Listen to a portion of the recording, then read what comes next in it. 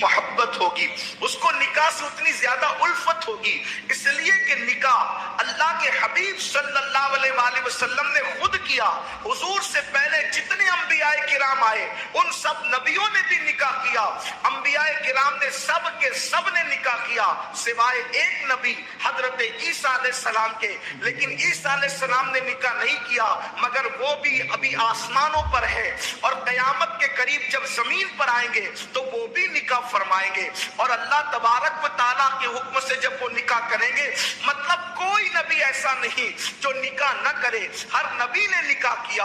اسی لیے نکاح کو ہمارے یہاں مستقل عبادت کا درجہ عطا کر دیا گیا ہے. اور پھر نکاح کرنے پر فضیلت کیا ہے؟ اللہ کے حبیب صلی اللہ علیہ وآلہ وسلم فرماتے ہیں اللہ اکبر کہ نکاح کرو, نکاح کرنے سے آدھا ایمان محفوظ ہو جاتا ہے, اور آدھے ایمان کے بارے میں اللہ سے ڈرتے رہو. پھر فرمایا نکاح کرو کیونکہ نکاح تمہاری آنکھوں میں حیا پیدا کرتا ہے, تمہاری آنکھوں میں حیا پیدا کرتا ہے, نگاہوں کو نیچی کر دیتا ہے.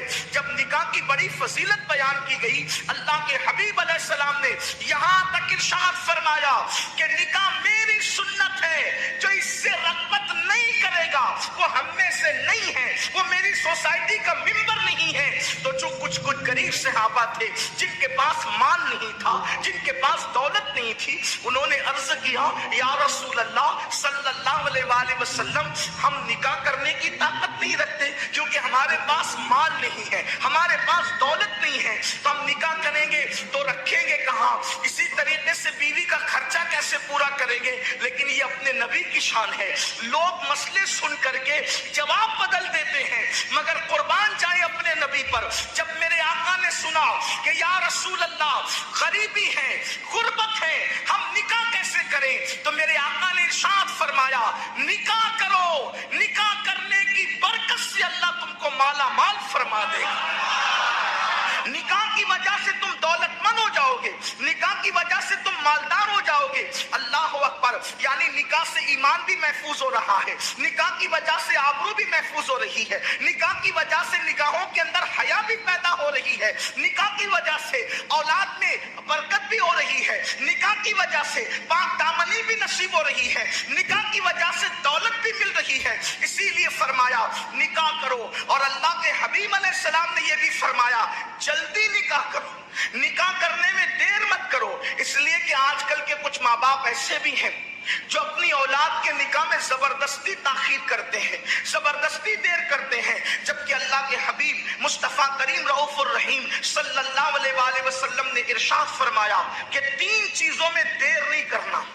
اللہ کے حبیب علیہ السلام فرماتے ہیں 3 چیزوں میں دیر نہیں کرنا.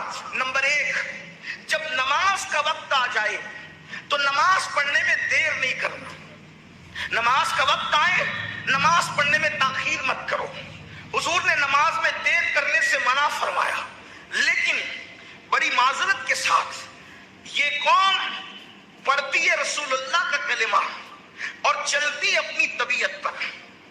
لوگ اپنی طبیعت پر چل رہے ہیں. اس وقت پوری دنیا میں جو تباہی کا ماحول ہے, جو بربادی کا ماحول ہے, مسلمانوں پر جو برا وقت ہے, وجہ صرف مسلمانوں کے کرتوت ہے.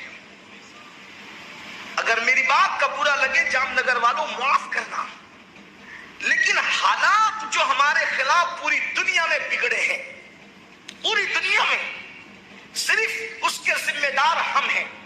حالانکہ جو آپ پر ظلم کر رہے ہیں ہم ان کی تائید نہیں کرتے, کبھی نہیں کرتے, نہ کرتے ہیں نہ کر سکتے ہیں,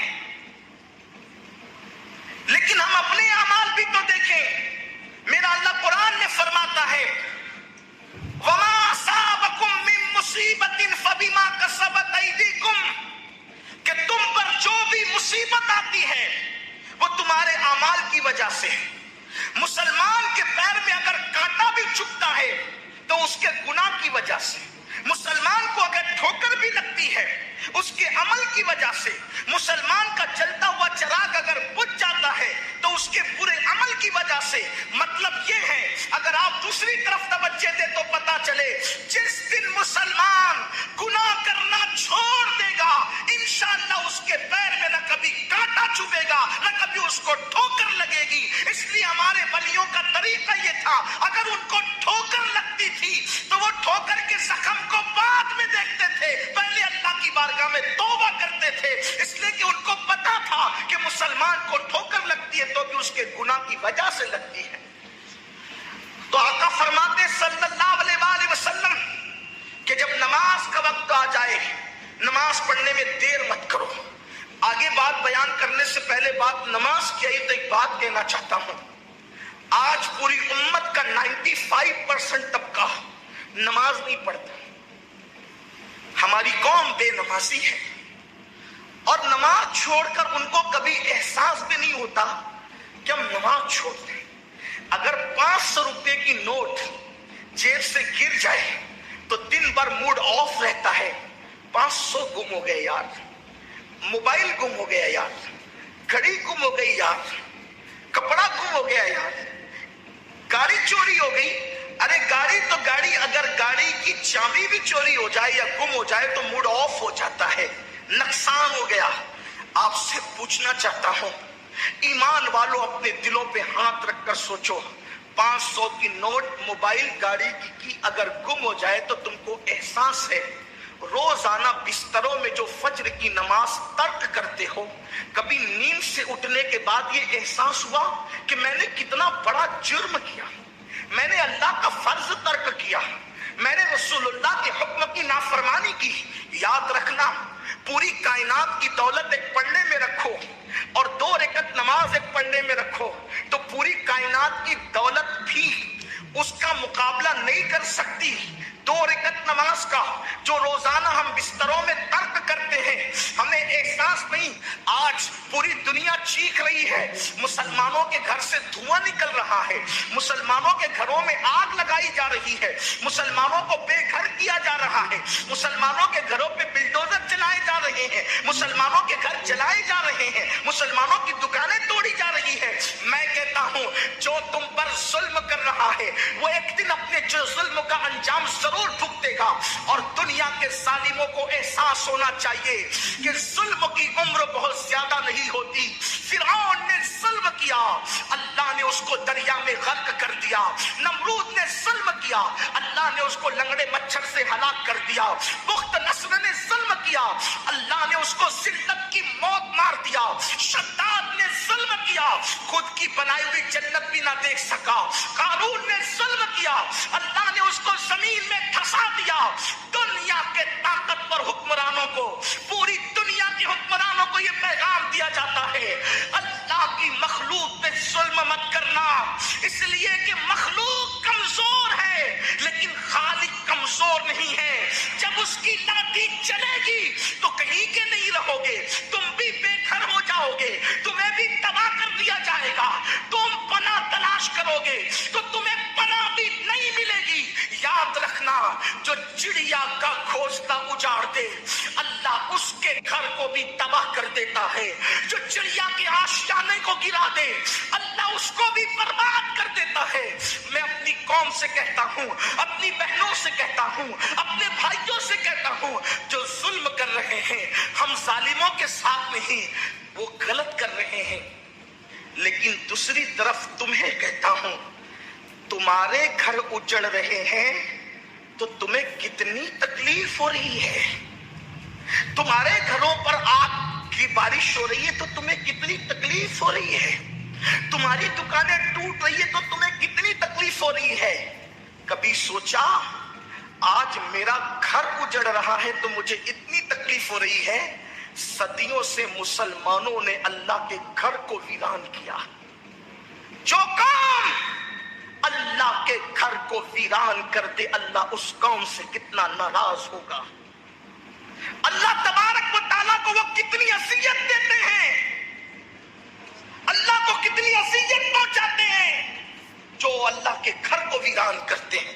مجھے بتاؤ، دوست نے پکارا تو اس کی شادی کی دعوت پر دکان بند کر کے پہنچے، لیکن اللہ کے منادی نے پکارا تو کیا کبھی اللہ کے منادی کی آواز پر بھی دکان بند کی؟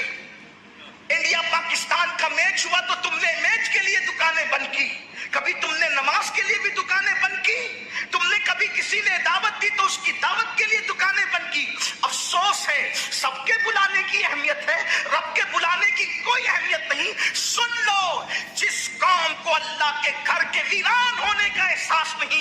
फिर उस कौम के घर तबाह होकर रहेंगे।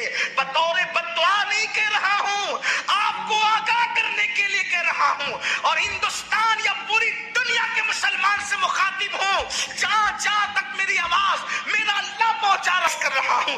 मेरा उन्वान तो आज निकाह की तकरीबात के हवाले से बात है, उसी पर मैं गुफ्तगू करूंगा, लेकिन बात चूंकि निकल आई है तो जरा आपकी तवज्जो चाहता हूं, मेरी माओ और बहनों की भी तवज्जो चाहता हूं। अल्लाह अकबर, अल्लाह अकबर। बेनमाजी बन होकर के हम चाहते हैं गौस पाक की पनाह मिल जाएगी, गरीब नवाज की पनाह मिल जाएगी, मखदूम पाक की पनाह मिल जाएगी, इमाम अहले सुन्नत की पनाह मिल जाएगी। सुन लो, गौर से सुन लो। अल्लाह अकबर। मेरे आका मुस्तफा जान रहमत सल्लल्लाहु अलैहि वसल्लम अपने सहाबा से कहते हैं, ऐ मेरे सहाबा, अल्लाह की बारगाह में दुआ करो, अल्लाह की बारगाह में दुआ करो। क्या दुआ करो? ए अल्लाह, हमें महरूम न करना और हमें बदबख्त न करना।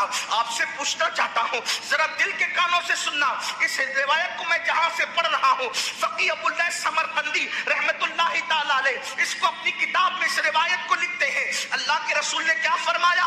ऐ मेरे सहाबा, अल्लाह से दुआ करो, अल्लाह तुम्हें महरूम न करे, अल्लाह तुम्हें बदबख्त न करे। अल्लाह अकबर। सहाबा किराम ने अर्ज की, या रसूल अल्लाह, ये महरूम कौन है, ये बदबख्त कौन है?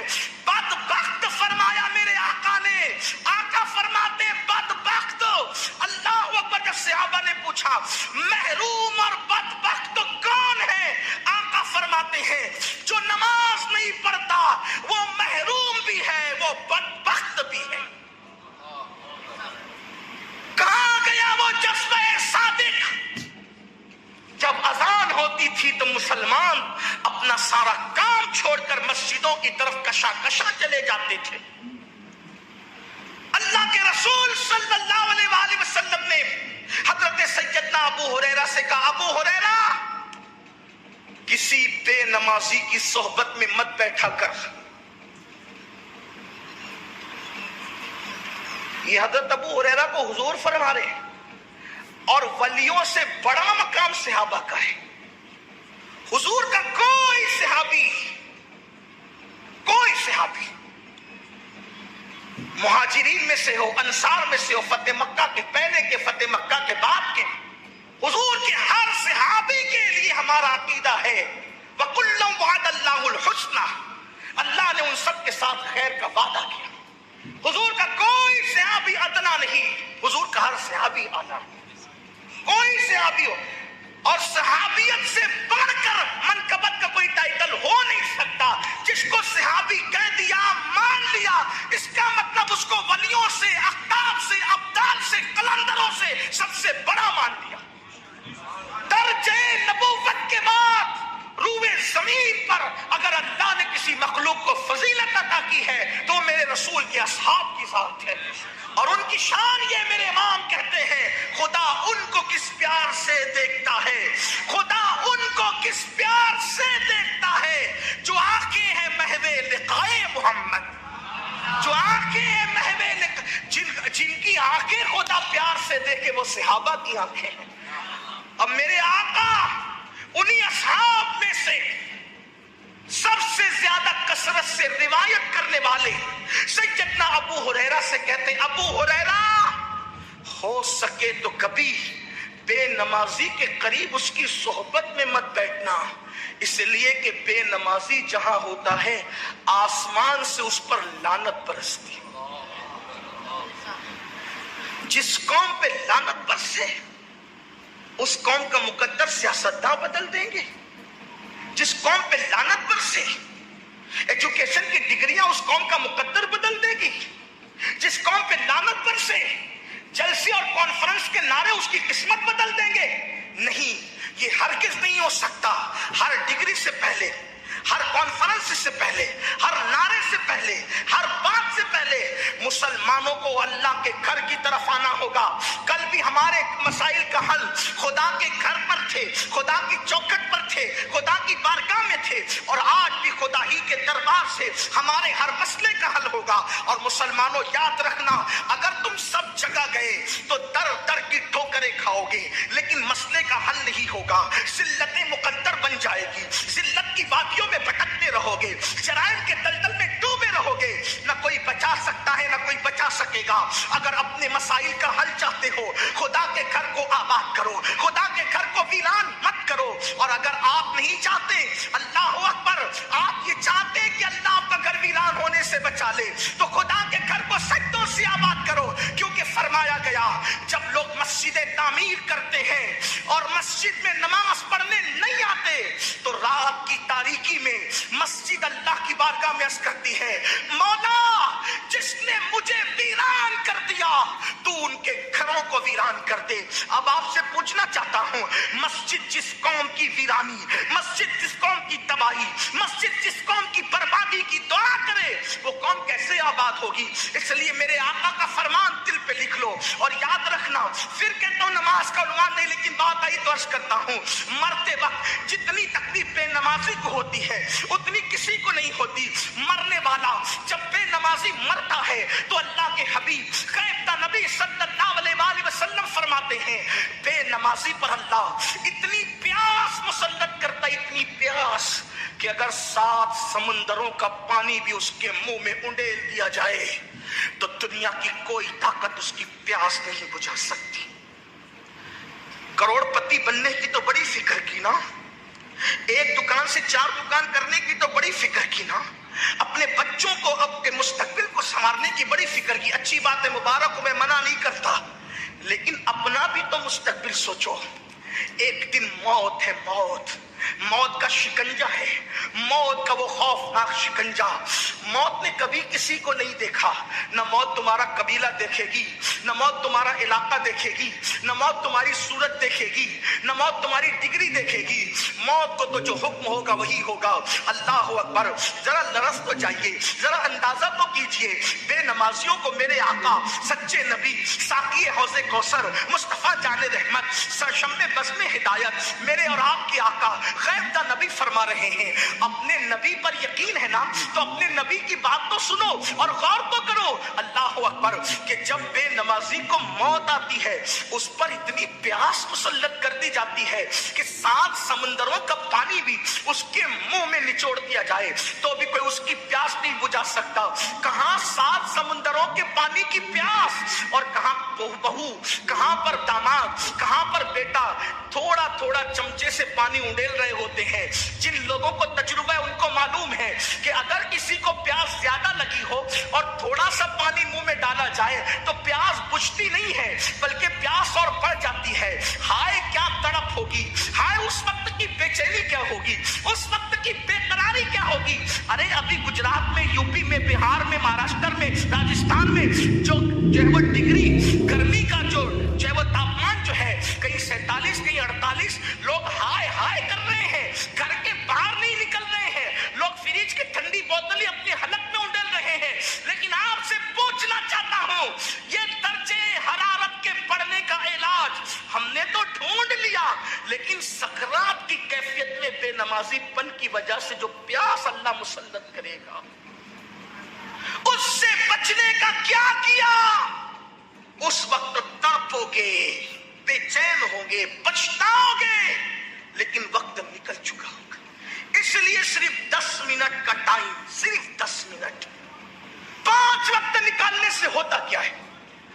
दोस्तों के साथ चाय पीने बैठते हो तो घंटों चले जाते हैं, व्हाट्सएप चेक करते हो तो घंटों चले जाते हैं, फेसबुक पर बैठते हो तो पूरी पूरी रात गुजर जाती है, यूट्यूब पर बैठते हो तो कई घंटे चले, अरे सब तो छोड़ो, गीबत करने बैठते हो तो घंटों चले जाते हैं।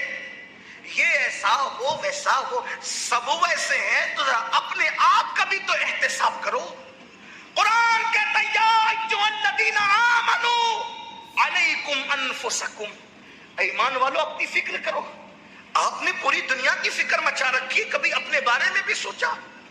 आपका ईमान पे खात्मा होगा भी या नहीं? खात्मा हो रहा होगा तो उस वक्त तो प्यास की शिद्दत क्या होगी? फजर में सोता पड़ा है, जोहर में कारोबार में लगा है, असर में बच्चों के साथ बैठा है, मगरिब में दोस्तों के साथ लगा दिया, इशा में लाहो लई पे गुम होकर के पूरी 5 वक्त की नमाजों को ज़ाय कर दिया। आओ आज इस जश्न शादी के मौके पर ये दिल में अहद कर लो कि सर्दी हो, गर्मी, बारिश हो, मौसम कोई हो, किसी की मैयत हो या किसी की शादी हो, कभी नमाज नहीं छूटने देंगे।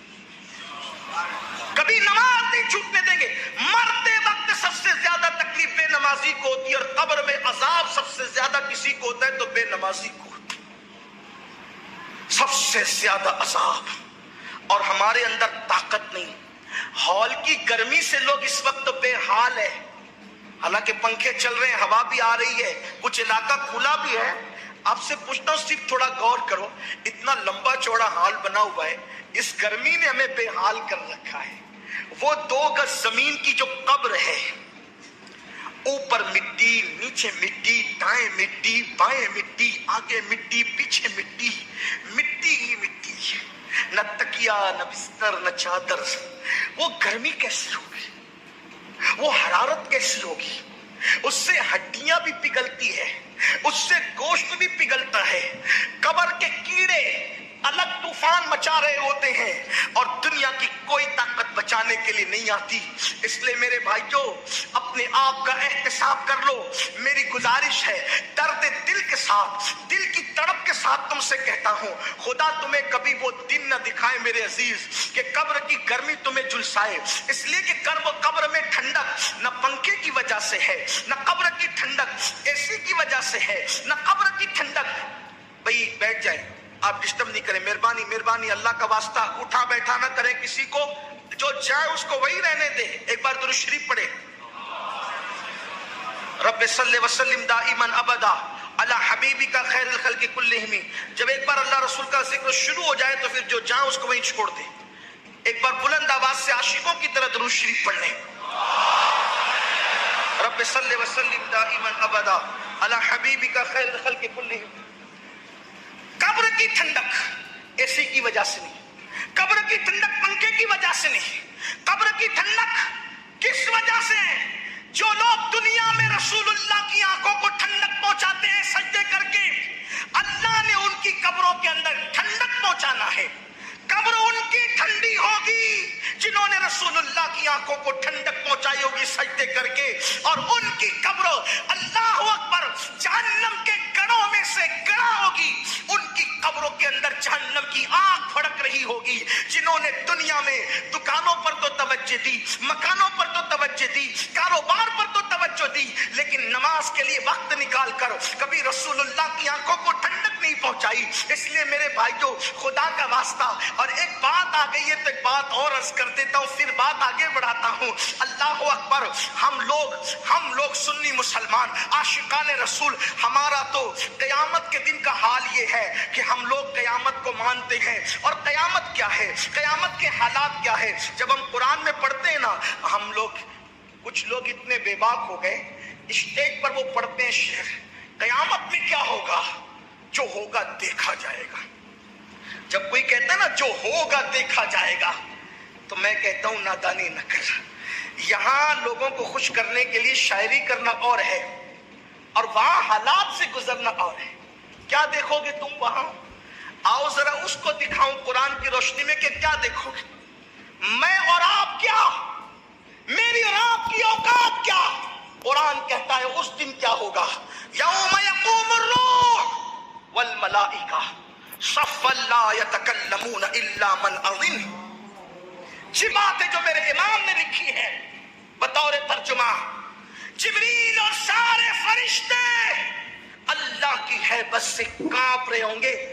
کیا ان کے اندر بولنے کی بھی طاقت نہیں، کلام کرنے کی بھی. بے نمازیوں کی بات نہیں کر رہا ہوں، زانیوں کی بات نہیں کر رہا ہوں، شرابیوں کی بات نہیں کر رہا ہوں. اس جبریل کی بات جو فرشتوں کا سردار. اور جبریل اس ہستی کا نام ہے کہ کوئی نبی ایسا نہیں جس کی جبریل نے زیارت نہ کی. یہ شرف کسی فرشتے کو حاصل نہیں، یہ شرف کسی فرشتے کو حاصل نہیں ہے جو شرف جناب جبریل کو حاصل ہے کہ آدم سے لے کے مصطفیٰ جان رحمت تک ہر نبی کا دیدار کرنے کا شرف جبریل امین کو حاصل. اور میرے نبی کے پاس تو جبریل بار بار آتے رہے، بلکہ تمنا کرتے تھے کہ کوئی کام آ جائے، اور اللہ فرمائے جبریل جاؤ محبوب کو یہ کام عرض کر دو. اسی کو استاد زمن کہتے ہیں، بے لقائے یار ان کو چین آ جاتا اگر بار بار آتے جبریل سدرہ چھوڑ کر بار بار آتے نہیں ہوں، جبریل سدرہ چھوڑ کر وہ جبریل امین قرآن کہتا ہے یوم یقوم الروح والملائکہ صفا لا یتکلمون الا من اذن، اللہ اکبر، جبریل اور سارے فرشتے صف بصف اللہ کی ہیبت سے کانپ رہے ہوں گے۔ حالانکہ اللہ کی ہیبت سے کانپنا یہ عیب نہیں ہے، بلکہ یہ اچھوں کی نشانی ہے، یہ شرافت کی نشانی ہے، یہ مومنوں کی علامت ہے۔ سب کانپ رہے ہوں گے، اللہ اس وقت میرا اور آپ کا حال کیا ہوگا، ہمارے حالات کیا ہوں گے؟ ساری چیزیں ہونے کے بعد ہمیں ایک بات نظر آتی ہے، کیا؟ دھیان سے سننا، ایک بات کیا بات نظر آتی ہے کہ محشر کا نقشہ یہ ہے، توجہ کرنا۔ آپ کہیں گے شادی کے موقع پہ یہ کیا محشر چھیڑ دیا؟ میں کہتا ہوں کہ ہماری ہر محفل ذکر آخرت سے خالی نہیں ہونا چاہیے، اس لیے کہ جو آخرت بھول گیا پھر وہ نقصان ہی میں ہے۔ بلکہ آپ دیکھیں نکاح کے خطبے میں بھی اللہ کے رسول نے آخرت ہی کا ذکر کیا، ابھی آگے آتا ہے، میں عرض کروں گا اس پر۔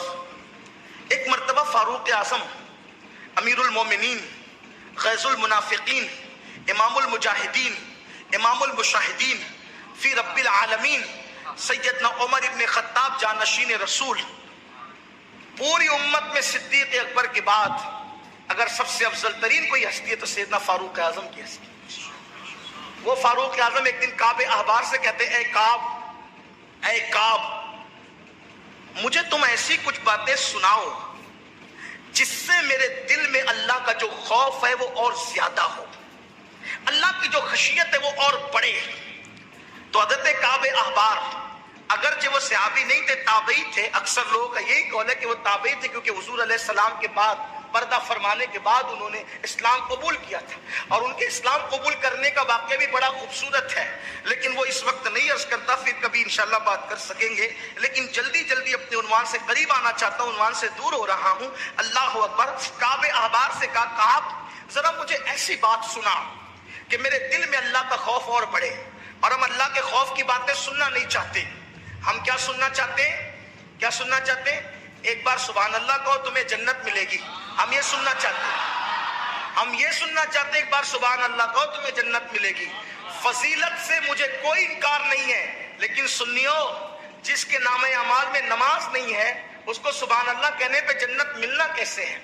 جنت اتنی سستی تو نہیں ہے نا میرے بھائی کہ تو نماز میں غیر حاضر رہے، جمعہ کی 2 رکعت پڑھ کے بھاگ جا، جمعہ کی دعا میں بھی تو شریک نہ رہے۔ تیرا حال یہ ہے کہ تو 5000 کا بوٹ تو خرید کے پہنتا ہے لیکن تو 5 روپے کی ٹوپی اپنے سر پہ رکھنے میں شرماتا ہے۔ جس قوم کا یہ حال ہو اس قوم کو ایک بار سبحان اللہ کہنے پہ جنت ملنا کیسے ہے؟ جس قوم کا حال یہ ہو کہ وہ زنا کے اڈوں کو آباد کرے، جس قوم کا حال یہ ہو کہ وہ قوم کے جوان نشے میں ڈوب جائیں، پھر وہ جلسے کے ایک بار سبحان اللہ کہنے پہ جنت ملے۔ میں اس کا انکار بھی نہیں کر رہا ہوں، اگر میرا اللہ چاہے تو کسی کو کچھ کہے بغیر بھی جنت دے دے، یہ اس کی شان ہے۔ جنت اتنی مشکل نہیں جتنا تبلیغی جماعت والوں نے بیان کر دیا مشکل، اور اتنی آسان بھی نہیں جتنا ہمارے اسٹیج سے جنت آسان کر دی گئی ہے۔ یہ بھی یاد رکھیں اہل سنت اعتدال کا مسلک ہے۔ 1200 سے زائد کتاب لکھنے والا، 1200 سے زائد کتابیں لکھنے والا امام جب آخرت کو یاد کرتا ہے تو یوں کہتا ہے کریم اپنے کرم کا صدقہ لئی میں بے قدر کو نہ شرما، تو اور رضا سے حساب لینا، رضا بھی کوئی حساب میں ہے۔ جب اس امام کو اپنی آخرت یاد آتی ہے جس نے اللہ کے رسول کا دیدار عالم بیداری میں کیا، جس کا پورا ہدایت کے بخشش کا دیوار دلوں میں عشق رسول کی آگ لگا دیتا ہے، جب اس امام کو اپنی آخرت یاد آتی ہے تو وہ تڑپ کے یوں کہتا ہے صدقہ پیارے کی حیا کا نہ لے مجھ سے حساب، صدقہ پیارے کی حیا کا نہ لے مجھ سے حساب، بخش بے پوچھے لجائے کو لجانا کیا ہے؟ اور یہاں شراب کی اڈے آباد ہوں اور ہم جنتی رہے، رند کے رند رہے، ہاتھ سے جنت نہ دی۔ کیا اللہ کے رسول نے یہ نہیں فرمایا جس کے پیٹ میں شراب کا ایک قطرہ ہوگا اللہ اس کو قیامت کے دن نظر رحمت سے نہیں دیکھے گا۔ نشہ کرنے والے لوگ جب قیامت کے دن آئیں گے تو ان کے منہ سے پاخانے کی الٹی ہو رہی ہوگی، وہ منہ سے پاخانہ اڈیلتے ہوئے آئیں گے۔ آج بہت اچھا لگتا ہے لوگوں کو نشہ کرنا، 16 17 سال کی عمر کے لڑکے، کوئی شراب پی رہا ہے، کوئی پاؤڈر سے نشہ کر رہا ہے، کوئی انجیکشن سے نشہ کر رہا ہے، کوئی گولیوں سے نشہ کر رہا ہے، اور کتنا مہذب انداز ہے بات کرنے کا۔ حضرات دلوں کو سکون نہیں ہے نا، تو ٹینشن دور کرنے کے لیے نشہ کرتے ہیں۔ میں نے کہا کس نے کہہ دیا کہ نشہ سے ٹینشن دور ہوتا ہے؟ کس نے کہا؟ نشہ کبھی ٹینشن دور نہیں کر سکتا۔ جتنی دیر نشے میں رہو گے ٹینشن بھول جاؤ گے، نشہ اترے گا ٹینشن اور بڑھے گا۔ اور آج جان بوجھ کر کچھ لوگ میری قوم کو نشے میں گرفتار کر رہے ہیں، کیونکہ ان کو پتا ہے کہ مسلم جوانوں کے پاس ٹیلنٹ اتنا ہے کہ جس دن یہ پڑھ لیں گے کوئی ان سے آگے نہیں بڑھ سکتا۔ ان کے پاس تجارت کا ٹیلنٹ اتنا ہے، جس دن یہ تجارت کر لیں گے کوئی آگے نہیں بڑھ سکتا۔ ان کے پاس سیاست کرنے کا ہنر اتنا ہے، جس دن یہ میدان سیاست میں اتریں گے اس دن کوئی ان کے آگے نہیں بڑھ سکتا۔ اس لیے تمہیں نشے میں، شراب میں، گانوں میں، لہو و لعب میں، فلموں میں، موبائل گیمز میں چاہے وہ بالکل ڈبایا جا رہا ہے۔ اتنا یاد رکھنا، آپ انٹرنیٹ بہت استعمال کرتے ہو، میرے کہنے پہ ذرا ایک چیز اور دیکھ لینا انٹرنیٹ پر۔ انٹرنیٹ پہ جا کے سرچ کرنا کہ سب سے زیادہ گندی فلم دیکھنے والی قوم کون ہے۔ جب انٹرنیٹ کے ادارے نے سروے کیا نا، تو سب سے زیادہ گندی فلم اس ملک میں دیکھی جاتی ہے جو ماضی قریب میں اسلام کے نام پر بنا ہے، جو پورا ملک کلمہ لا الہ الا اللہ کے نام پہ بنا۔ میں نام نہیں لوں گا، وہ گفتگو دور تک پہنچتے لوگ برا مانتے ہیں، میں دل دکھانے نہیں بیٹھا کسی کا، لیکن عبرت کی بات آپ کو بتاؤں، جہاں مسلمانوں کی آبادی زیادہ ہے وہاں بلو فلمیں زیادہ دیکھی جاتی ہیں۔ جس مذہب نے عورت کے سوکھتے ہوئے کپڑوں کو دیکھنے سے منع کر دیا کہ یہ خلاف تقوی ہے، جس مذہب نے کہا کہ عورت اگر کسی جگہ پہ بیٹھ جائے، توجہ کرنا ہمارے مذہب میں تقوی کیا ہے، عورت اگر کسی جگہ پر بیٹھ جائے اور اس کے بیٹھنے سے وہ جگہ گرم ہو جائے تو اس کی گرم جگہ پر نہ بیٹھنا، اس سے بھی پاپ دل میں پیدا ہوگا، زنا کا خیال دل میں پیدا ہوگا۔ جو عورت کی بیٹھی ہوئی گرم جگہ پر بیٹھنے سے جو مذہب احتیاط کے طور پہ، تقوی کے طور پہ منع کرتا ہو، اگر اس قوم کا جوان زنا کے اڈے پہ جا رہا ہے تو اس قوم کو تباہی سے کون روک سکتا ہے؟ اس قوم کا اگر جوان شراب اور نشے کی طرف جا رہا ہے، اس قوم کو تباہی سے کون روک سکتا ہے؟ خدا کے لیے تباہی سے بچنا ہو، گناہوں سے نکلو، جہاں گناہ وہاں فنا، جہاں زنا وہاں فنا۔ گناہوں نے ہمیشہ تباہ کیا ہے، گناہوں نے ہمیشہ برباد کیا ہے۔ خدا کے بندو، اللہ کی بارگاہ میں توبہ کرو، پلٹو۔ چلیے اختصار سے کام لیتے ہوئے عرض کروں کہ میدان محشر میں کیا ہوگا۔ کعب احبار رضی اللہ تبارک و تعالیٰ عنہ، اللہ اکبر، ارشاد فرماتے ہیں کہ جب مجھے فاروق اعظم نے کہا اے کعب مجھے ایسی باتیں سنا جس سے میرے دل میں اللہ کا خوف اور پیدا ہو، تو حضرت کعب کہتے ہیں امیر المومنین ایک بات مجھ سے سن لے جو میں نے آسمانی کتابوں میں پڑھا ہے۔ کیا پڑھا ہے؟ قیامت کے دن جب میدان محشر میں جہنم لائی جا رہی ہوگی، جہنم لائی جا رہی ہوگی میدان محشر میں، تو اس جہنم کے منہ میں 70,000 آگ کی لگامیں دی جائے گی اور فرشتے اس کو کھینچ کر کے لا رہے ہوں گے۔ جب جہنم کے شرارے اٹھیں گے، جب جہنم کی آگ کے شرارے اٹھیں گے، اللہ اکبر، یہ کہانی قصہ نہیں میرے بھائی، میری ذمہ داری ہے، میں ذمہ داری سے عرض کر رہا ہوں۔ کعب احبار کہتے ہیں اللہ اکبر کہ جب جہنم کی آگ کے شرارے اٹھتے ہوئے دیکھیں گے تو انبیاء کرام کی شان یہ ہوگی، اس آگ کو دیکھ کر کے ابراہیم خلیل کہیں گے اللہ تو نے مجھے اپنا خلیل بنایا، اے اللہ تو نے مجھے اپنا خلیل بنایا، آج مقام خلت کا واسطہ تو نے مجھے اپنا گہرا اور پکا دوست بنایا، آج ابراہیم کو تو اپنی امان عطا کر دے، آج میں کسی کے لیے کچھ نہیں مانگتا، مولا آج ابراہیم کو امان عطا کر دے۔ اے میری قوم کے جوانوں جو آخرت سے بے فکر ہو کر، جنت کے دعوے دار ہو کر، کبھی گیمز میں، کبھی نشے میں، کبھی عورتوں پہ پاپ کی نظر ڈالنے میں، کبھی مسجدوں کو ویران کرنے میں آگے آگے ہو، یہ ابراہیم خلیل اللہ کون ہے؟ नबी पैदा हुए, सब के सब इब्राहिम अलैहिस्सलाम की औलाद में पैदा हुए। बनी इसराइल इनकी औलाद में है, बनु इस्माइल इनकी औलाद में है। और इब्राहिम कौन है?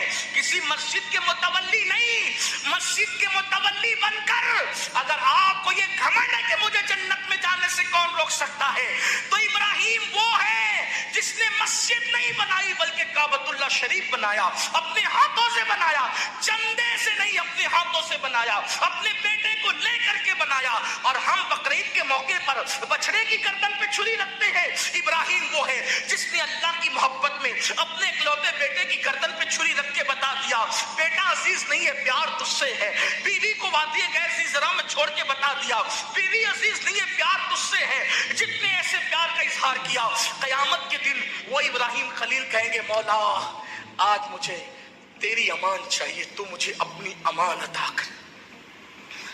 अब भी मुसलमान नहीं जागेंगे जब खलीलुल्लाह की ये शान है उस दिन। फिर मूसा कलीम के बारे में काबे अहबार कहते हैं, मूसा कलीमुल्लाह कहेंगे, मौला तू मुझे तूर पे बुला बुला कर मुझसे तू प्यार की बातें करता था ना मौला।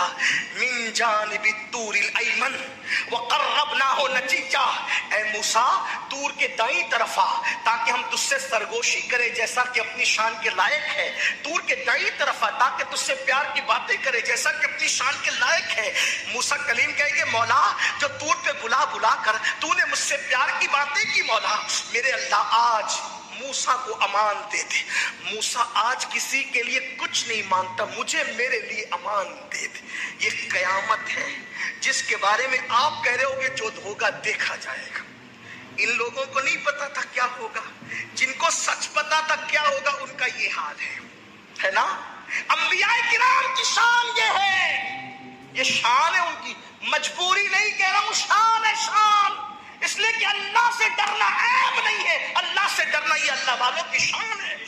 जिसको अल्लाह की जितनी मारिफत है वो उतना ज्यादा अल्लाह से डरने वाला है। उस दिन ईसा कलीमतुल्लाह, ईसा रूहुल्लाह कहेंगे, मौला तूने मुझे बिन बाप के कंवारी मरियम से पैदा किया, मौला आज मैं अपनी मां मरियम के लिए भी कुछ नहीं मांगता।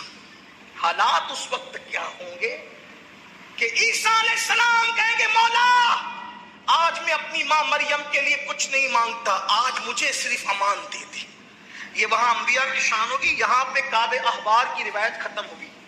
अब सुने, जहां अंबिया अपने लिए अमान मांगेंगे, किसी के लिए कुछ नहीं मांगेंगे, हत्ता के ईसा कलीमतुल्लाह उस वक्त अपनी अम्मी के लिए भी कुछ नहीं मांगेंगे। उस वक्त लोग देखेंगे एक हस्ती होगी, एक जात होगी, अपने लबो लहजे में कहूं काली काली जुल्फ वाले, खिलते रुखसार वाले,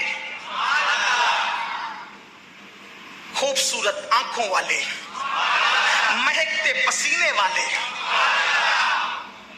जिनकी चाल, जिनका तकल्लुम, जिनका तरन्नुम, जिनका खिरामे नाज, जिनका कद्दे ज़ेबा, जिनका कामते ज़ेबा, जिनका रुखे बद्दुहा, जिनकी माज़ाक आंखें, जिनकी बल्ले जुल्फे। कुरान मुकद्दस बयान करता है वो प्यारे मुस्तफ़ा, हम सब के आका, हम सब के वाली, मुस्तफ़ा जान रहमत, सैयदुल मासूमीन, इमामुल मासूमीन, खातिमुन नबीयीन, अपना सर सजदे में रखकर अपने लिए कुछ नहीं मांगेंगे। और अंबिया अपने लिए मांग रहे हैं, औरों के लिए कुछ नहीं। हमारा नबी, हमारा नबी, हमारा नबी, हमारा नबी, जिसके बारे में बरेली का ताजदार कहता है सबसे औला वो आला हमारा नबी, सबसे बाला वो आला हमारा नबी, अपने मौला का प्यारा हमारा नबी, दोनों आलम का दूल्हा हमारा नबी, बुझ गई जिसके आगे सभी मशले, शम्मा वो लेकर आया हमारा नबी, खल्क से अम्मी, खल्क से औलिया, औलिया से रसूल और रसूलों से आला हमारा नबी। सारे अच्छों में अच्छा समझिए जिसे, है उस अच्छे से अच्छा हमारा नबी। सारे ऊंचों में ऊंचा समझिए जिसे, है उस ऊंचे में ऊंचा हमारा नबी। जिसने टुकड़े किए हैं कमर के वो है नूरे वहदत के टुकड़ा हमारा नबी। कौन देता है, देने को मुंह चाहिए, देने वाला है सच्चा हमारा नबी। गमज़दों को रज़ा मुझदा दीजिए के है हम बेकसों का सहारा हमारा नबी। नारे तकबीर,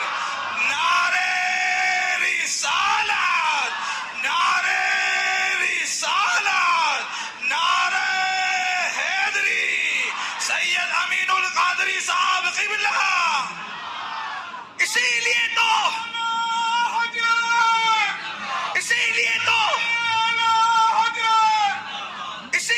ان کے چھوٹے بھائی یہ کہتے کہ فقط اتنا سبب ہے انہیں قاطع بزم محشر کا کہ ان کی شان محبوبی دکھائی جانے والی.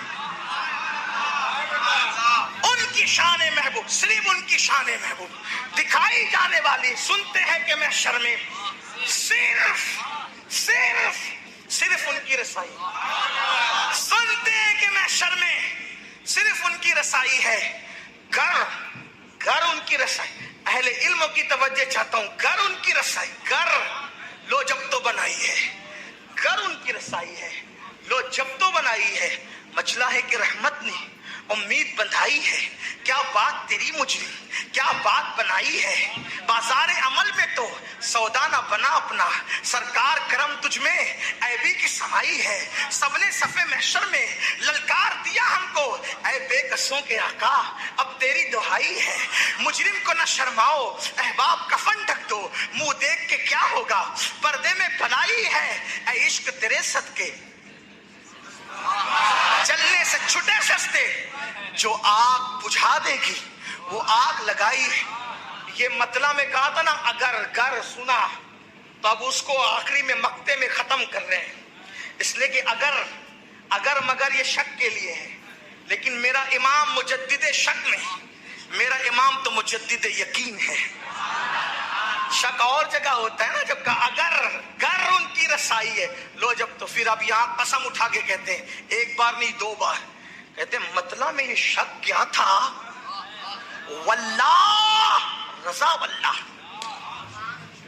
مطلب میں یہ شک کیا تھا واللہ رضا واللہ. صرف ان کی رسائی ہے اور صرف ان کی رسائی. شک کی بات ہی نہیں ہے.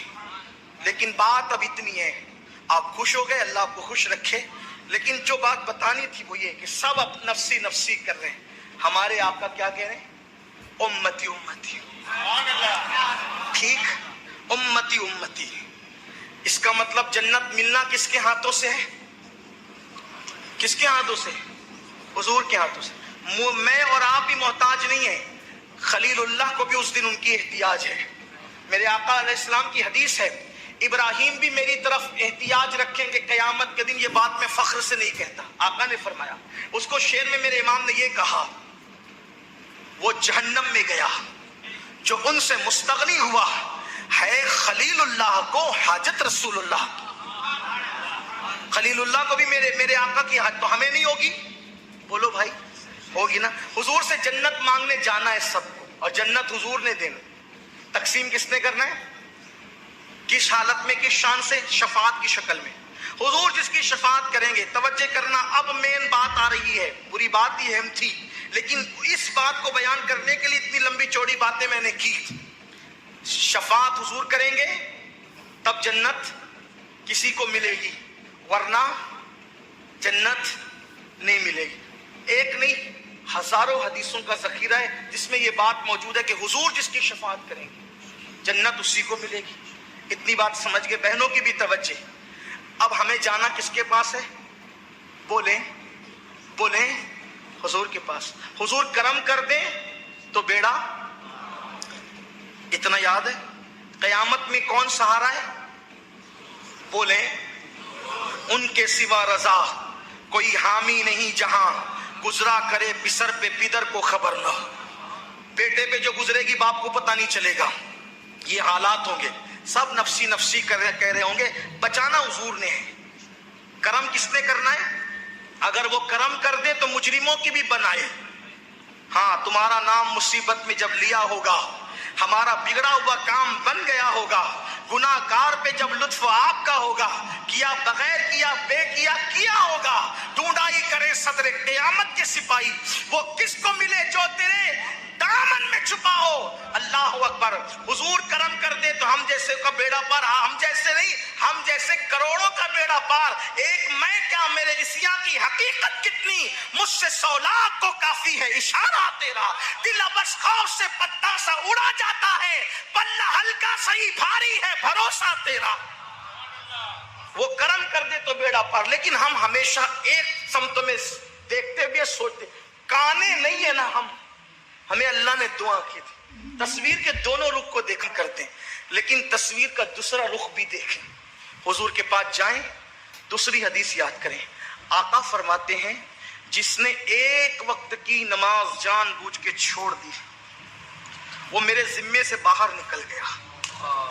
क़यामत के दिन उसके साथ मेरा कोई वादा नहीं। ध्यान से सुनना, फिर सुन लो। जिसने जानबूझ के नमाज छोड़ दी, वो मेरे जिम्मे से बाहर है। क़यामत के दिन उसके साथ मेरा कोई वादा नहीं। ऐ सुन्निया, पूरी जिंदगी लब्बैक या रसूल अल्लाह का नारा लगाता रहा, पूरी जिंदगी कहता रहा गुलामी ये रसूल में मौत भी कबूल है, और मस्जिदों को वीरान की और आका के इस फरमान पे तवज्जो न की। अब हुजूर से जन्नत की भीख लेने गया, हुजूर मुझ पर भी करम कर दे, और हुजूर ने अल्लाह न करे, 1000 बार न करे, अल्लाह किसी दुश्मन को भी वो दिन न दिखाए। आका अगर कह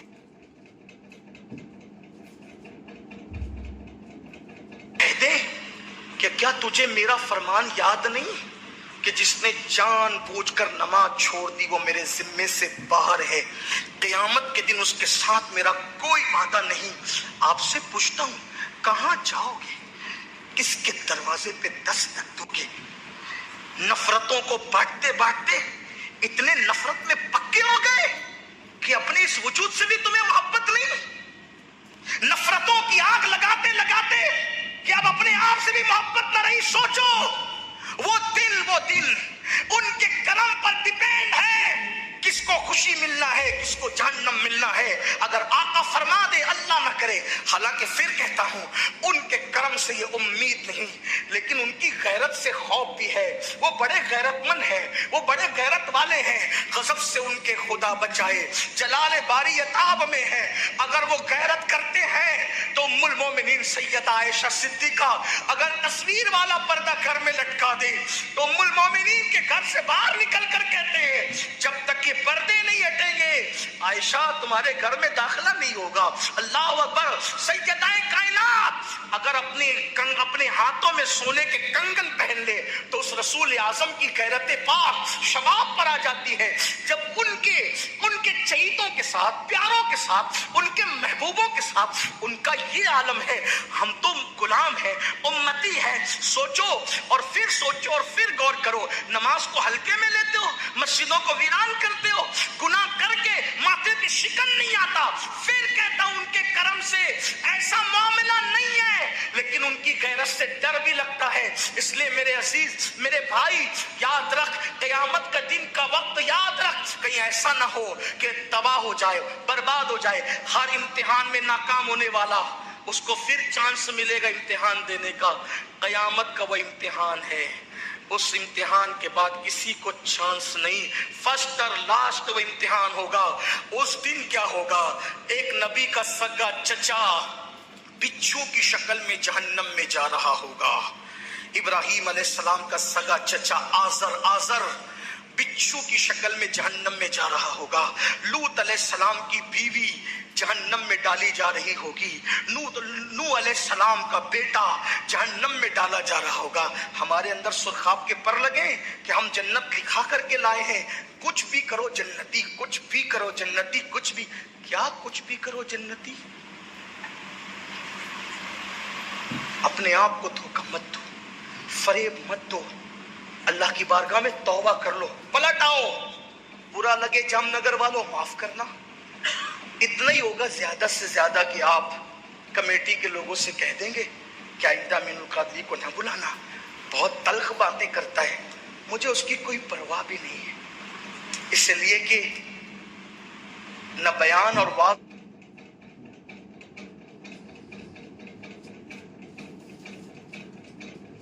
मेरी रोजी रोटी है, और ना आप रज़्ज़ाक़ हो। मेरा अल्लाह मेरे लिए काफी है। मेरा अल्लाह रज़्ज़ाक़ है, मेरा नबी कासिम नेमत है। लेकिन जामनगर वालों, मेरी बात अगर तल्ख लगती है ना तो नश्तर जो लगाता है वो दुश्मन नहीं होता। आप खुद भी नमाजी बनो, अपने बच्चों को भी नमाजी बनाओ, अपनी बीवी को भी नमाजी बनाओ। اگر آپ اپنے بچے کو دھمکی دیتے ہو نا کہ تو دکان نہیں سنبھالے گا تو میرے گھر میں مت آنا، تو بچہ دکان سنبھالنے لگتا ہے۔ میرے بھائی ایک پڑھ کر دھمکی اور دے دے، اگر نماز نہیں پڑھے گا تو میرے گھر میں مت رہنا، کوئی بچہ بے نمازی نہیں ہوگا۔ ٹیوشن نہیں جائے گا تو کھانا نہیں ملے گا، کبھی یہ بھی تو بولو نماز نہیں جائے گا تو کھانا نہیں ملے گا۔ ٹیوشن نہیں جائے گا تو اسکول میں ناکام ہوگا، بھیجو ٹیوشن، منع نہیں کرتا، ایجوکیشن ضروری ہے، بہت ضروری ہے، لیکن ٹیوشن نہیں جائے گا تو اسکول میں ناکام ہوگا، پھر امتحان کے موقع ملیں گے۔ نماز نہیں جائے گا تو محشر میں ناکام ہوگا، پھر کبھی موقع نہیں ملے گا۔ اس لیے اپنی اولاد کا سوچو، اپنے آپ کا سوچو۔ بہت سب کے لیے غور کیا، بات دور نکلی، اپنے عنوان کی طرف آتے۔ اللہ کے رسول علیہ السلام فرماتے 3 چیزوں میں دیر نہیں کرنا۔ نمبر 1، نماز کا وقت ہو اس میں دیر نہیں کرنا۔ نمبر 2، جب کسی کا انتقال ہو جائے اور جنازہ تیار ہو تو تدفین میں دیر نہیں۔ آج کل یہ بھی فیشن بنا ہے، بیٹی آ رہی ہے، بہو آ رہی ہے، بیٹا آ رہا ہے، بھانجا آ رہا ہے، داماد آ رہا ہے، اور منہ دیکھ کے کیا ہوگا؟ پردے میں بھلائی ہے۔ اس نے آ کے کرنا کیا ہے؟ مغفرت کی دعا تو کہیں سے بھی ہو سکتی ہے۔ اس لیے مردوں کو پریشان مت کیا کرو، لیٹ مت کیا کرو، بس اتنی تاخیر جتنی انتظام ہو جائے فوراً اس کو اپنی منزل پہ پہنچا دو۔ اس پہ بات زیادہ تبصرہ نہیں کرتا کیونکہ بات لمبی ہوئی۔ اور تیسری بات، آقا علیہ السلام فرماتے ہیں اپنے بیٹا اور بیٹی اگر بالغ ہو جائے تو ان کی شادی کرنے میں دیر مت کرو۔ اگر بیٹا بیٹی بالغ ہو گئے اور تم نے شادی کرنے میں دیر کی اور پھر وہ بدکاری میں مبتلا ہوئے تو ان کی بدکاری کا وبال اس کے ماں باپ کے سر پہ بھی ہوگا۔ اس کو تو ہوگا ہی ہوگا، اس کے ماں باپ کے سر پہ بھی ہوگا۔ اس لیے بہت زیادہ دیر مت کیا کرو، کوشش کرو جلدی سے کر دو اور تاخیر مت کرو۔ ارے مولانا صاحب ابھی تو پڑھ رہا ہے وہ، باپو ابھی تو پڑھ رہا ہے وہ، تو کس نے کہا کہ شادی سے پہلے ہی پڑھ سکتے، شادی کے بعد نہیں پڑھ سکتے؟ کیا شادی کے بعد بھی تو پڑھ سکتے ہیں؟ پڑھا پڑھنے والوں نے بے شمار لوگ ہیں، بلکہ بہت سارے لوگ جو لمبی ڈگریاں لیتے ہیں وہ تو شادی کے بعد ہی پڑھتے ہیں، کیونکہ آدمی رکے گا کتنے وقت۔ شکر کے طور پہ کہتا ہوں میں خود ابھی بھی پڑھ رہا ہوں، جبکہ حضور کی نالین کے صدقے میرے گھر میں بچے بھی ہیں الحمدللہ، ابھی بھی پڑھ رہا ہوں، اور میں اپنے آپ کو طالب علم ہی سمجھتا ہوں، طالب علم ہوں، ابھی بھی میں پڑھ رہا ہوں۔ آپ سے کہتا ہوں شادی کے بعد پڑھ لو، کہ ڈسٹرب ہوتا ہے، میں کہتا کیسے ہوتا ہے؟ بچے حرام میں مبتلا ہو رہے ہیں۔ شادی سے پہلے آج 40% سے زائد بچے اور بچیاں ہیں دنیا میں جو اپنا سب کچھ لٹا دیتے، سب کچھ گوا دیتے، اور جو بچے زنا کرنے کی ہمت نہیں کرتے وہ بچے اپنے آپ پہ یوں ظلم کرتے کہ اپنی جوانی کی طاقت کو گٹر میں بہا دیتے۔ میں حیا کے پردے میں کہہ رہا ہوں، اس سے زیادہ بڑھ کر میں کچھ کہہ نہیں سکتا، اور یہ زنا سے بڑھ کر ہے جو اپنے ہاتھوں سے اپنی طاقت کو ضائع کر رہے ہیں، اپنے ہاتھوں سے اپنے وجود پہ زنا کر رہے ہیں وہ جوان۔ اس لیے کہ ہم پبلک میں رہتے ہیں، نوجوان ہمیں آ کر بتاتے ہیں کہ انہوں نے اپنے ہاتھوں سے اپنے آپ کے ساتھ زنا کیا۔ اللہ کے رسول علیہ السلام فرماتے ہیں کہ جو لوگ، جو مرد، جو لڑکے اپنے ہاتھ سے اپنے ساتھ برائی کرتے ہیں، نوجوان جو سمجھتے ہیں، میں زیادہ واضح نہیں کر سکتا ہوں، حیا کے پردے میں کہتا ہوں، قیامت کے دن ان کے ہاتھ حاملہ اٹھیں گے، حاملہ، وہ حمل والے ہاتھ لے کر اٹھیں گے، تو لوگ کہیں گے یہ کیا ہے؟ تو کہا یہ اپنے ہاتھوں سے زنا کرتے تھے۔ اور یہ بدکاری کرنے والے زندہ چلتی پھرتی لاش بن جاتے۔ اپنے بچوں پہ رحم کرو، اور اس کی ذمہ دار جو چیز ہے وہ گندی فلمیں ہیں۔ 16-17 سال کی عمر میں پہنچنے تک، یہ جو اسٹیج پہ لوگ بیٹھے نا جن کی عمر 40 سال یا اس سے اوپر کی ہے، 16-17 سال 18-20 سال میں پہنچنے تک انہوں نے جو کبھی سوچا نہیں تھا، 4 سال کے بچے وہ موبائل پر دیکھ رہے ہیں۔ 4 سال کے بچے، اگر تقریر بھی انٹرنیٹ پہ دیکھنے کے لیے آدمی جاتا ہے تو پہلے وہ گندی اشتہار سے گزرنا پڑتا ہے۔ خدا جس پہ کرم کرے وہ آنکھیں بچا لے، ورنہ حال کیا ہے؟ چھوٹے چھوٹے بچے اگر گیم کھیل رہے تو بھی وہ تصویریں ہیں، نعت سننی ہے تو بھی ظالموں نے وہ تصویریں بیچ میں ڈال رکھی ہے۔ سوچو جو 16-17 سال 20 سال کی عمر تک کے پہنچ کر کے جو ابھی 40 سال کے لوگ ہیں، اس کا تصور نہیں کیا تھا۔ آپ کا 4 سال کا بچہ وہ سب کچھ اپنی آنکھوں سے دیکھ رہا ہے، ایک ننگی عورت کو، ننگے مرد کو وہ دیکھ چکا کیا ہے، جب وہ 16-17 سال کی عالم میں پہنچے گا تو اس کا حال کیا ہوگا؟ اس لیے زنا پہ کنٹرول کا بہترین طریقہ ہے جلدی سے شادی کرنا، اچھا ماحول دینا، اچھی تربیت دینا، اچھے اخلاق دینا، برائی سے بچانا، جرائم سے بچانا، اللہ کی خشیت اور اللہ کا خوف دل میں پیدا کرنا۔ بس اپنی گفتگو کو سمیٹتے ہوئے آخری میں عرض کروں کہ اگر اللہ کا خوف دل میں پیدا ہو، ماحول اچھا ہو، خشیت اچھی ہو، خوف الہی ہو، عشق مصطفیٰ ہو، پاکیزہ ماحول ہو، دوستی اچھی ہو، صحبت اچھی ہو، تو پھر انسان ماحول کی برکت سے گناہ سے بچ جاتا ہے۔ اللہ کا خوف نہیں، ماحول اچھا نہیں، تربیت اچھی نہیں، تو پھر انجام کیا ہے کچھ نہیں کہہ سکتے۔ بس جاتے جاتے ایک روایت پڑھتا ہوں اور اپنے جوانوں سے کہتا ہوں کہ ہر خطبے کے آغاز میں جو نکاح کا خطبہ ہے، قاضی نکاح یہ آیت پڑھتا ہے سورہ نساء کی، یا ایھا الناس اتقوا ربکم الذی خلقکم من نفس واحدہ، اے لوگوں اپنے رب سے ڈرو جس نے ایک جان سے تم سب کو پیدا کیا۔ دوسری آیت بھی پڑھی جاتی ہے، اس میں بھی یہی ہے، یا ایھا الذین آمنوا اتقوا اللہ حق تقاتہ، اے ایمان والو اللہ سے ایسے ڈرو جیسے ڈرنے کا حق ہے۔ تیسری آیت پڑھی جاتی ہے، اس میں بھی یہی عنوان ہے، یا ایھا الذین آمنوا اتقوا اللہ وقولوا قولا سدیدا، اے ایمان والو اللہ سے ڈرو۔ تینوں آیتوں میں پہلے اللہ سے ڈرنے کا ذکر ہے۔ اگر اللہ کا ڈر ہو، ڈر، خوف، آدمی ہر گناہ سے بچے گا، ہر گناہ سے۔ اور تنہائی اگر کوئی چیز آباد کرا سکتی ہے تو وہ اللہ کا خوف ہے، اللہ کی خشیت۔ آج ہمارے دلوں میں وہ اللہ کا خوف نہیں جو ایک سچے مومن کے دل میں ہونا چاہیے۔ اگر سی سی ٹی وی کیمرے لگے ہو نا تو منہ کے گٹکا بھی ہم تھوکتے نہیں ہے کہ سی سی ٹی وی کیمرہ لگا ہے نا، سی سی ٹی وی کیمرہ لگا تو ہم کھڑے ہو کے پانی بھی نہیں پیتے، لیکن اللہ دیکھ رہا ہے، سب کچھ کرتا ہے۔ سوچے نا، وما قدر اللہ حق قدری، تم نے اپنے اللہ کی ایسی قدر نہیں کی جیسا قدر کرنے کا حق تھا۔ کب تک گناہ کرو گے؟ اللہ دیکھ رہا ہے اور بہت غیرت والا ہے اور اس کی پکڑ بڑی سخت ہے۔ ان بطش ربک لشدید، اس کی پکڑ بڑی سخت۔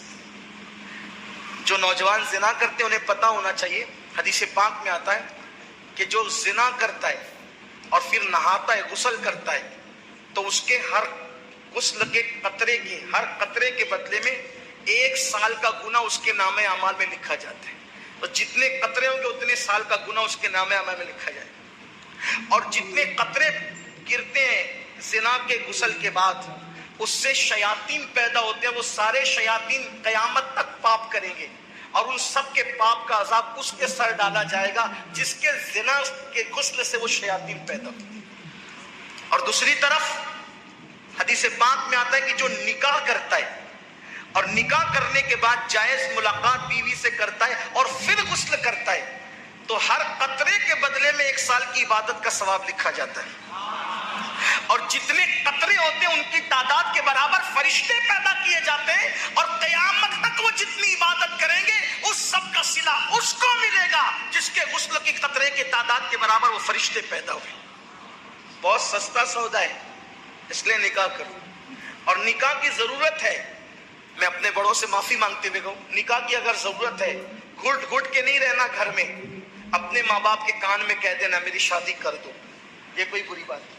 چھپ کے زنا کرنے سے اچھا ہے، چھپ کے زنا کرنے سے اچھا ہے کہ ماں باپ کے کان میں خود نہیں کہہ سکتے، بھابھیوں سے کہلوا دو، بھائیوں سے کہلوا دو، دوستوں سے کہلوا دو میری شادی کر دو، یہ کوئی گناہ نہیں۔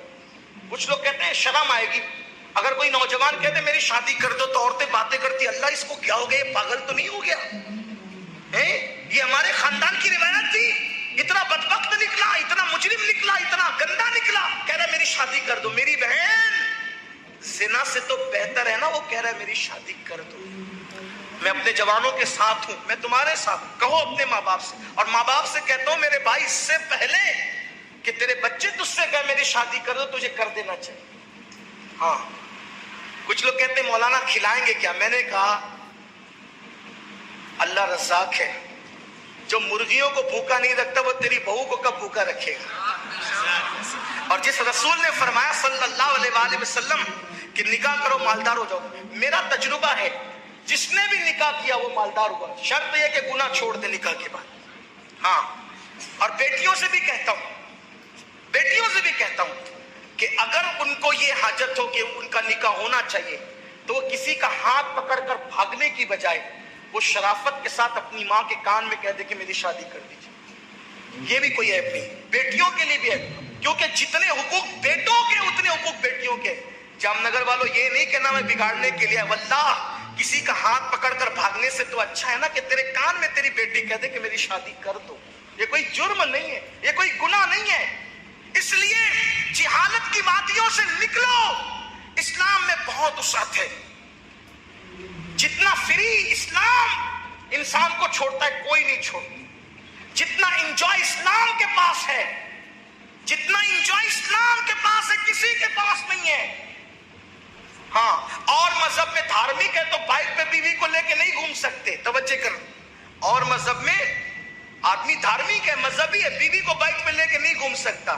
میں نے کہا چھوڑ یار، ایسا دھارمک پن کیا چیز، میرے نبی نے تو سنت بنا دیا بیوی کو اپنی سواری پر بٹھانا۔